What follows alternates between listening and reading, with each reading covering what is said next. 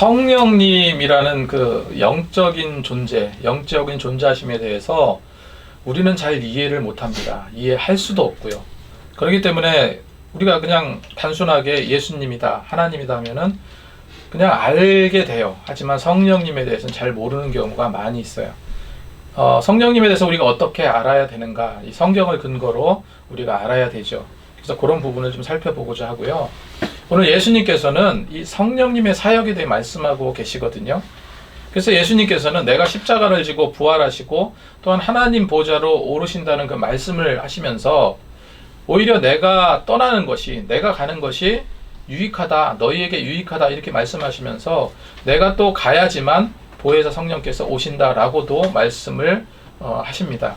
그리고 예수님은 또한 그가 오시면 세 가지에 대해서 책망하신다라고 기록하고 있는데 그 책망의 의미도 살펴보고자 하는데 그 세 가지 책망이 무엇입니까? 죄에 대해서, 의에 대해서, 심판에 대해서 세상을 책망하신다 말씀하십니다. 그런데 이제 성령님에 대해서 이제 우리가 생각할 것은 성령님은 심판자로 세상에 오신다기보다 그러한 죄의 심각성과 그 참 의가 무엇인지 그리고 심판이 무엇인지 믿는 자에게 가르치면서 정말로 진리의 길로, 정말로 바른 길로 갈 수 있도록 그렇게 이끄시는 분이다 이렇게 말씀하고 계시죠. 그래서 오늘 예수님은요 말씀을 통해서 그 성령님이 누구이신지를 소개하고 있습니다. 1절 2절 말씀을 보면 내가 이것을 너희에게 이름은 너희로 실족하지 않게 하려 함이니 사람들이 너희를 출교할 뿐 아니라 때가 이르면 물은 너희를 죽이는 자가 생각하기를 이것이 하나님을 섬기는 일이라 하리라 이렇게 말씀하셨어요. 여기서 너희에게 이것을 이름은 너희에게 이것을 말함은 무엇을 말하는 것일까요? 바로 앞장에 15장 20절에서 25절의 말씀을 가리키고 있는데 예수님께서 고난당하고 예수님께서 이유 없이 세상 가운데 미움을 당하는 그런 말씀을 하셨죠. 그런 이야기를 하셨습니다. 이것을 내가 너희에게 이르는 이유가 무엇인가 이렇게 말씀하고 계신데 예수님께서 이런 말씀을 하시는 이유는 뭡니까? 너희로 실족하지 않게 하려 함이라. 이게 성경은요. 성경의 원문이 번역되고 또 번역돼서 한글어로 번역이 된 겁니다. 그렇기 때문에 원래 원초적인 그 본문의 의미를 우리가 정확하게 알아야지만 이 전체적인 맥락을 이해할 수 있거든요. 단어적인 의미만 잘 파악해도 우리는 그런 부분들을 쉽게 이해할 수 있습니다. 여기서 너희를 실족하지 않게 한다. 이 실족하다라는 말은 헬라어로 스칸달리조라는 뜻 단어입니다. 이 스칸달리조는요 강제로 넘어뜨리는 걸 말해요. 강제로 무릎 꿇리는 걸 말해요. 그리고 넘어뜨리다라는 그런 의미를 가지고 있는데 핍박이나 환란으로 믿음을 빼앗고 강탈해버리는 것을 의미해요. 여러분 가만히 이 세상도 생각해보면 우리나라 얼마나 이단 세력들이 많습니까? 그런데 그 이단 세력이 예전에는 이거 이단들 너무 심각하다, 통일교 신천지 심각하다 뭐 이렇게 이야기를 했는데 지금 이단 세력들은요 심각할 정도가 아니라 정말 너무도 견고하게 형성이 되어 있어요. 견고하게 형성이 되어 있어서 정말로 성경에 기록된 대로 늘 우는 사자와 같이 우리를 잡아삼키려고 덤벼들고 있다는 거예요. 절대 이런 이단들의 무리에게 우리가 굴복되어서는 안 될 것입니다. 처음에 제가 교회를 개척하고 얼마 안 돼서요. 막 그냥 열심히 전도하고 그런 과정들이 있었는데 한 번은 그 메일을 검색하는데 메일 한 통이 날라왔어요.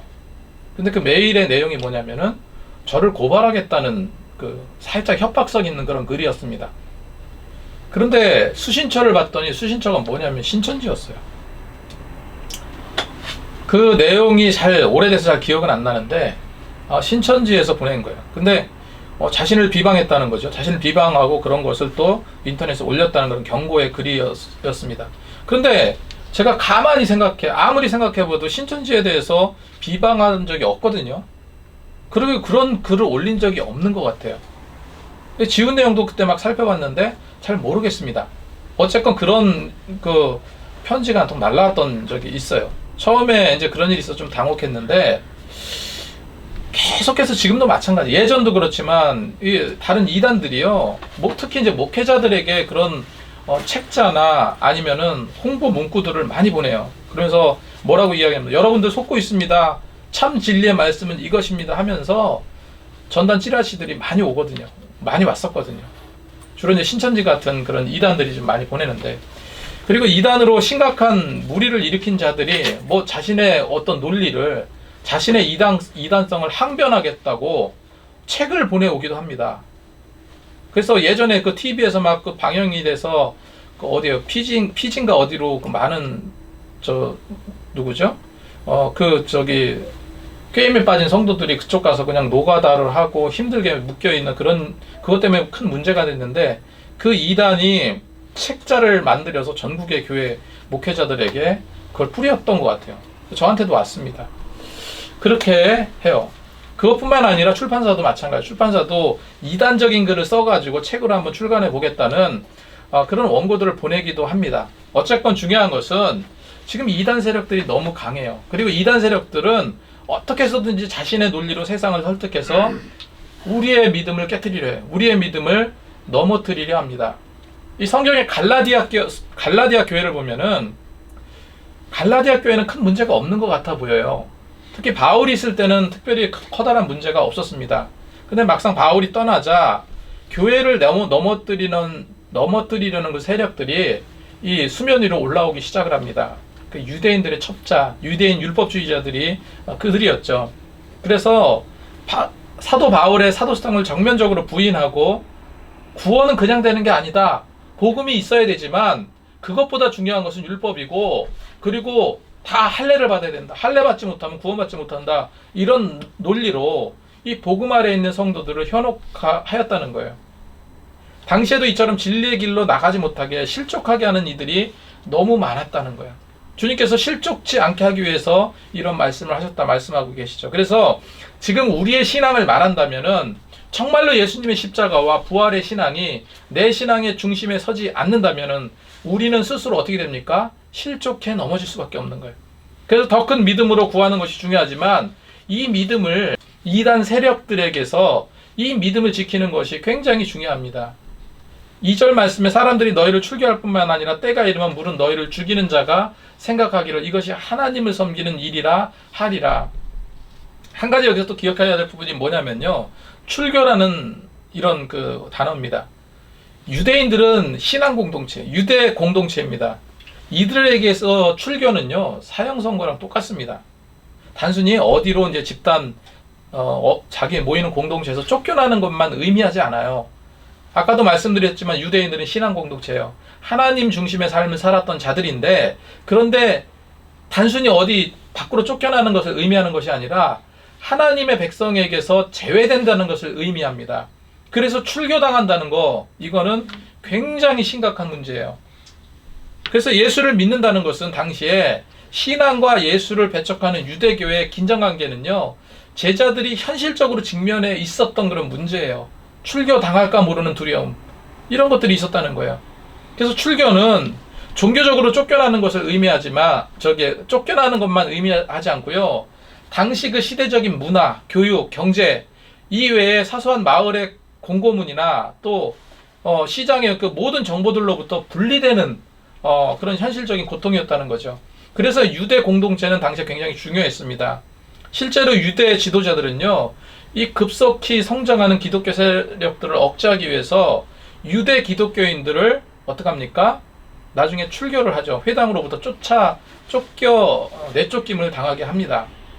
주 90년경에 가말리엘 2세가 기독교를 이단으로 정죄합니다. 그로 인해서 회당으로 모여서 같이 모임도 하고 성경 강론도 하고 이러던 자들이 어떻게 돼요? 교회 중심으로 모이기 시작을 합니다. 하지만 기독교인들은 이 출교라는 고난의 역사를 통해서 신앙은 더욱더 돈독하게 되고요, 새로운 기독교 공동체 문화가 형성이 되게 되는 것을 우리는 교회사적으로 보면 알 수 있어요. 이 사도 바울이 다메섹에서 회심하기 전에 하나님을 섬기는 열심으로 성도들을 죽이기도 하고 잡아 가두기도 하고 다메섹까지 찾아가서 예수 믿는 자들을 핍박했다고 고백하기도 했잖아요. 이런 죄인의 괴수로서 행동은 주님께서 용서하시고 오히려 저희 악함을 들어서 정말로 사랑과 평화의 메신저로 삼아 주셨습니다. 이것이 뭡니까? 이것이 복음의 강함이에요. 이것이 복음의 위대함입니다. 이것이 복음의 능력이에요. 그래서 우리는 지금 이 시대를 살아가는 우리에게 있어서 이런 이단 세력들과 견고히 싸울 줄 알아야 되고요. 이 복음의 능력이 온 세상에 펼쳐질 수 있도록 우리는 힘을 다해서 노력해야 될 줄로 믿습니다. 예수님의 제자들에게 앞으로 있을 핍박에 대해서 미리 가르치신 이유도 그들이 그 일을 당할 때 그것을 이상하게 생각하지 않게 하기 위함이에요. 고난이 오는 것은 당연한 거다. 당연히 받아들이고 당연히 인내하고 물리쳐야 한다는 것을 가르쳐 주시기 위함이죠. 16절 3절 말씀에 그들이 이런 일을 할 것은 아버지와 나를 알지 못함이라. 4절 말씀에 오직 너희에게 이 말을 한 것은 너희로 그를 당하면 내가 너희에게 말한 이것을 기억나게 하려 함이요 처음부터 이 말을 하지 아니한 것은 내가 너희와 함께 있었음이라. 여기서 이 말씀을 보면 예수님께서 왜 처음에 미래에 있을 핍박에 대해서 말씀하지 않으셨는지 나와 있습니다. 첫 번째로 제자들은요, 예수님과 함께 활동하면서 그가 행하시는 일뿐만 아니라 계속해서 핍박당하고 있었거든요. 그가 행하신 일을 통해서, 그가 말씀하시는 그 말을 통해서 유대 종교 지도자들로부터 끊임없이 핍박을 목격했어요. 핍박을 당했습니다. 돌에 맞아 죽을 뻔해서 도망가기도 하고 정말로 그런 심각한 일들이 많았습니다. 그렇기 때문에 굳이 핍박에 대해서 말씀하실 필요가 없었습니다. 왜? 다 겪고 있었거든요. 이미 다 보고 있었고 이미 다 겪고 있었던 사실이기 때문에 굳이 그것을 말할 이유가 없었겠죠. 두 번째로 예수님이 이 땅에 계시는 동안에 핍박의 대상이 예수님 자신이었습니다. 제자들이 아니었어요. 예수님 자신이었기 때문에 핍박에 대해서 제자들에게 굳이 언급할 필요가 없었던 거예요. 하지만 이제 지금 상태는 어떤 상태입니까? 예수님께서 지금 말씀하신 지금 이 상황이 어떤 상태예요? 이제 예수님이 떠나가실 때가 다가온 거예요. 이제 자신이 이들과 이별해야 될 때가 다가온 겁니다. 그래서 제자들이 이제 핍박의 대상이 이제 예수님이 아니에요. 예수님의 그 성육신하신 예수님이 핍박의 대상이 아니라 이제부터 핍박을 당할 자들은 누굽니까? 사도들이에요. 제자들이에요.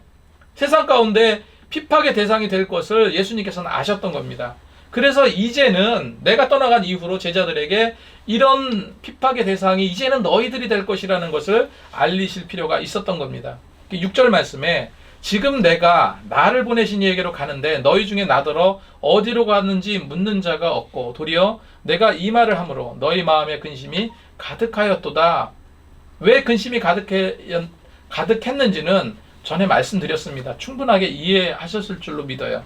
어떤 모임이든 어떤 또 단체이든 이 정든 사람이 떠나는 것은 그 떠나는 사람이 뭐 잘 돼서 떠나든 아니면 망해서 떠나든 어쨌건 떠난다는 것은 어떤 겁니까? 슬픈 일이에요. 정들었는데 떠난다는 것은 슬픈 사실이에요. 예수님 편에서 당신께서 아버지께로 간다는 사실은 굉장히 큰 기쁨이지만 영적인 부분을 잘 이해하지 못했던 제자들 편에서는요, 이게 굉장히 큰 걱정이고 당혹감이고 근심거리였어요. 그렇게 근심과 걱정이 쌓인 제자들에게 예수님은 어떻게 말씀하십니까? 위로하시는 거예요. 내가 떠나는 게 너희에게 유익하기 때문에 내가 떠난다. 중요한 이유를 말씀하고 계신 겁니다. 그래서 예수님은 7절 8절에 보면 우리 가운데 오시는 성령님이 어떤 분이신지, 내가 떠나는 것이 너에게 왜 유익한지를 말씀하고 계세요. 그래서 성령님에 대해 구체적으로 말씀하고 계시죠. 7절 말씀에 그러나 내가 너에게 실상을 말하노니 내가 떠나가는 것이 너에게 유익하리라. 내가 떠나가지 아니하면 보혜사가 너에게 오시지 아니할 것이요 가면 내가 그를 너에게로 보내리니 그가 와서 죄에 대해서 의에 대해서 심판에 대해서 세상을 책망하시리라 하였습니다. 이 보통 많은 성도님들이 그렇게 말합니다. 아까 처음에 말씀드렸던 것처럼 성령님에 대해서는 잘 이해를 못하겠다는 거예요. 하나님도 알고 예수님도 알지만 도무지 성령님은 어떻게 받아들여야 될지 못하겠다. 이렇게 말합니다. 제가 이 부분도 여러 번 제가 말씀을 드렸지만 성령님은요, 우리가 기도의 사람이 되지 않고는 잘 느낄 수가 없는 것 같아요. 잘 이해하기 어렵습니다. 나와 동행한다는 거, 내가 내 기도를 듣고 응답하신다는 그 실제적인 어떤 체험이 없다면 느낌이 완벽하게 다가올 수는 없어요. 하지만 조금 이렇게 좀 보편적으로 우리가 알 수 있는 거, 성령님께서는 이런 분이시구나 이렇게 생각할 수 있는 것을 제가 예를 들어 말씀드리면, 여러분 세상에는요, 눈에 보이지 않아도 있다고 믿는 것들이 있어요. 있다고 확신하는 것들이 있습니다. 대표적으로 바람이에요. 바람은 절대 눈에 보이지 않습니다. 그런데 신기하게 모든 사람들이 바람 같은 게 어딨어 라고 말하지 않습니다. 바람이 존재한다는 것을 의심하지 않아요. 때로는 강한 바람이 불어서 나무를 부러뜨리기도 하고 뭐 간판이 떨어져 나갈 수도 있죠. 그런데 실제로 바람이라는 것은 눈에 보이지 않아요. 주변에 흔들리고 뭐 그냥 출렁이고 그리고 부러지는 그 상태를 볼 때 바람이 있구나, 바람이 존재하구나 라고 믿습니다. 그 눈에 보이지 않는 게 또 뭐가 있겠습니까? 공기를 생각해 보세요. 공기는 진짜 바람처럼 나뭇가짐에 흔들림 같은 증상도 아예 없어요. 공기는 그냥 없는 것 같아요. 그런데 우리가 왜 공기가 있다고 믿습니까? 코와 입을 막고요. 한 1분 정도 있다 보면은 세상에 공기가 얼마나 중요한지를 알게 됩니다. 이처럼 눈에 보이지 않지만 세상에 존재하는 것들이 많이 있어요. 여러분, 자식에 대해서 자식을 부모가 사랑합니다. 사랑이 눈에 보입니까? 사랑이 있다고 생각하세요? 근데 우리는 사랑을 이야기합니다. 누구를 미워해. 미움이라는 것도 사실 있어요. 누구를 증오해. 있습니다. 눈에 보이지 않지만 이런 인간의 감정들은 존재합니다. 하나님이신 성령님을 이런 표현으로 다 표현할 수는 없겠지만 바람이나 공기처럼 눈에 보이지 않지만 늘 우리 심령에 계셔서 우리를 진리의 길로 이끄시는 그 영이 계시다는 거예요. 근데 많은 세상 사람들은 그걸 믿지 않습니다. 그런 어떤 현상들이 있음에도 성령님의 실체를 받아들이지 않으려고 하고 있어요. 믿는 사람인 우리조차도 그럽니다. 그런 분들이 많이 있어요. 하지만 우리 분명히 기억할 것은 성령님은 눈에는 보이지 않지만 확실한 어떤 믿음의 증거들을 보여주고 계세요. 그래서 성령님은 성경을 통해 봤을 때 성령님은 어떤 분이신가? 하나님 나라를 향해서 저 천국을 향해서 가는 길은 오직 예수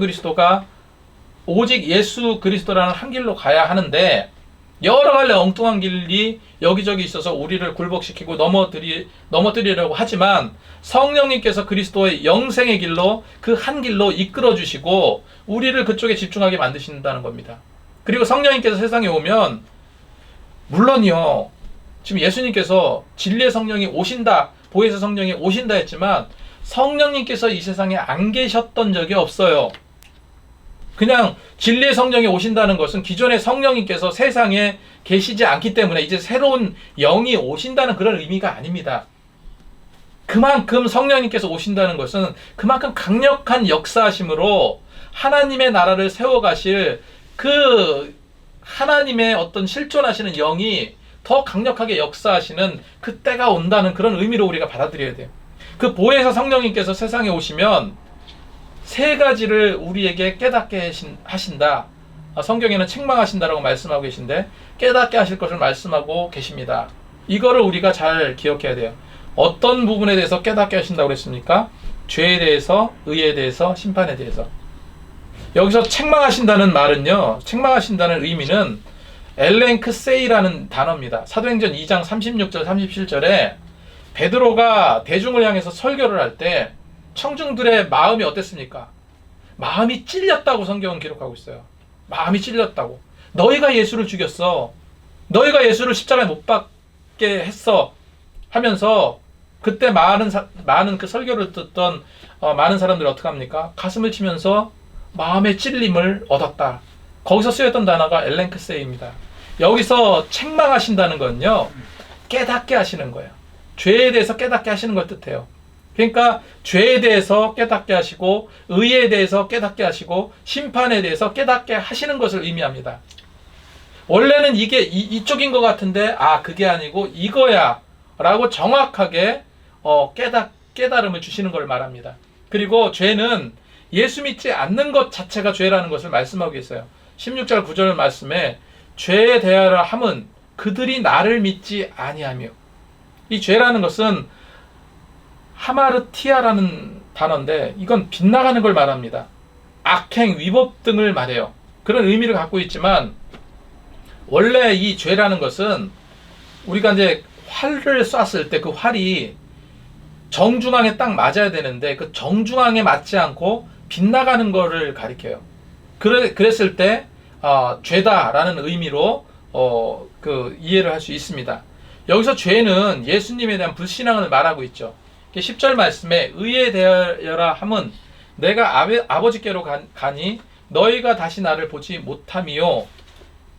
성령님은요, 죄에 대해서, 그러니까 내가 짓고 있는 죄, 이건 죄인데, 이거 회개해야 되는데, 이거 돌이켜야 되는데, 이런 깨달음을 주시기도 하지만 정말로 참 의가 무엇인지, 정말로 참 의가 무엇이고 참 복음이 무엇인지도 알게 하신다는 거예요. 죄뿐만 아니라 선한 일도 알게 하신다는 거예요. 죄와 반대되는 것도 깨닫게 해주신다는 겁니다. 여기서 의라는 이 단어는 디카이 오시네라는 단어입니다. 이거는 하나님의 선을 말해요. 하나님의 선한 일을 말합니다. 의가 무엇인지, 참된 의로움이 무엇인지 깨닫게 해주신다는 그런 의미예요. 그리고 또 한 가지, 심판에 대해서도 알게 해주십니다. 이런 성령님이 우리에게 관여하시는 세 가지, 죄에 대해서, 의에 대해서, 심판에 대해서 깨닫게 하신다는 것은 한마디로요, 성령님은 우리에게 영적 분별력을 주시는 분이라는 거예요. 그래서 요 세 가지를 한 묶음으로 해서 우리가 하나로 기억할 것이 무엇입니까? 영적으로 볼 수 있는 바른 눈을 주신다는 겁니다. 그러니까 우리가 맨날 성령님을 의지하자, 성령님의 이끄심을 받자라고 이야기하는 거예요. 그러지 않으면 우리는 죄에 대해서 빗나갈 수밖에 없고, 의가 뭔지도 잘 모르게 되고, 심판에 대해서도 그냥 태만하게 된다는 겁니다. 여러분, 그래서 성령님을 우리가 의지해야 되는, 영적으로 분별력을 주시는 그 성령님을 늘 의지해야 됩니다. 주님께서 이걸 말씀하신 거예요. 어떤 것이 죄의 일이고 어떤 것이 선한 일인지 분별하게 하셔서 마지막 심판의 날에, 마지막 구원의 날에, 마지막 주님께서 오시는 그날까지 친히 지도하신다. 심판에 대해서 대하여라 함은 이 세상 임금이 심판을 받았음이라 기록하고 있습니다. 그래서 죄와 의와 심판에 대한 성령님의 책망, 성령님의 깨닫게 하심은 예수님의 지상 사역에 대한 이런 깊은 연관성을 가지고 있다는 것을 기억하시기 바랍니다. 그리고 예수님은 13절 말씀에 이렇게 기록하고 있죠. 그러나 진리의 성령이 오시면 그가 너희를 모든 진리 가운데로 인도하시리니 그가 스스로 말하지 않고 오직 들은 것을 말하며 장래일을 너희에게 알리시리라 하였습니다. 제가 지난주에 챗 GPT에게 물어본 것을 제가 이제 말씀을 드린 적이 있습니다. 성경에서 예수님이 구원자이신 이유를 성경을 근거로 해서 설명해 보시오 라고 했더니 챗 GPT가 어떡합니까? 거기에 대한 논리성 있게 쫙 설명을 한 거예요. 여러분은 제가 설교한 건 줄 알고 있지만 그 몇 부분은 어떤 겁니까? 컴퓨터가 한 거예요. 이거를 통해서 어떤 생각이 들었냐면, 앞으로 이제 인공지능은 더 발달하고 또 기술력은 더 끊임없이 경쟁을 통해서 더 완벽하게 뭐를 이렇게 추론해서 우리에게 보일 텐데, 그런데 중요한 것은 그 모든 것이요, 철저한 인본주의라는 사실을 기억해야 됩니다. 왜? 인터넷에 올라오는 모든 자료를 근거로 AI가 분석하고 정리하는데, 인터넷에 올라온 그 모든 것들은 뭐가 됩니까? 사람이 다 한 거예요. 사람이 다 기록한 겁니다. 이거를 정리하는, 편집하는 그런 거예요. 그렇기 때문에 성경과 반대된다고 볼 수는 없겠지만 성경에서 말하는 진리와는 다를 수밖에 없는 거예요. 그 길로 갈 수밖에 없다는 거예요. 그래서 여기에 대한 관심도 어제 이제 제가 친한 목사님하고도 전화로 한동안 통화를 했는데, 이 목회자들이 이제는 인공지능에 대해서 눈을 떠야 돼요. 지금 어떻게 세상이 돌아가고 있는지 하는 부분들도 배워 나가야 된다고 생각을 합니다. 아무튼 기억하시기 바랍니다.